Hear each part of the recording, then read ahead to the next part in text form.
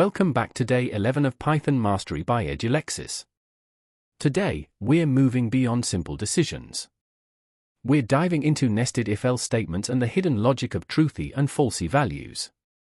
By the end of this video, you'll handle complex conditions like a pro. Think of nesting as a decision within a decision. It's like a security gate. First, you check if the person has a badge. If they do, then you check if they are authorized for a specific room. Let's look at the syntax. Notice the indentation. In Python, the inner if-else only runs if the outer condition is true.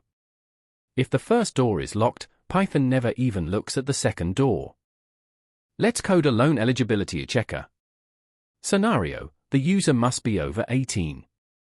If they are, we then check if their credit score is above 700. If they are under 18, they are immediately ineligible. Let's type this out together. We start with age equals int, input. Under if age greater than or equal to 18, we indent and add credit equals int, input. If both pass, we print a loan approved. See how the second if is tucked inside? This is nesting. While nesting is powerful, don't overdo it. If you have 5 or 6 levels of nesting, your code starts to look like a pyramid of doom. It becomes hard to read. Always ask, can I use a if or an instead? Now, let's talk about a Python secret. Did you know that every single object in Python has an inherent Boolean value? This is the concept of truthy and falsy. You don't always need a comparison operator like equals equals. In Python, most things are true by default. Only a few specific things are false. These are none, 0, 0.0, empty strings, empty lists, and of course, the Boolean false itself. Let's test this. If I write if 0, Python treats that as false and skips it. But if I write if 42, it's true. This is incredibly useful for checking if a user has actually typed something into an input field. Imagine a login form.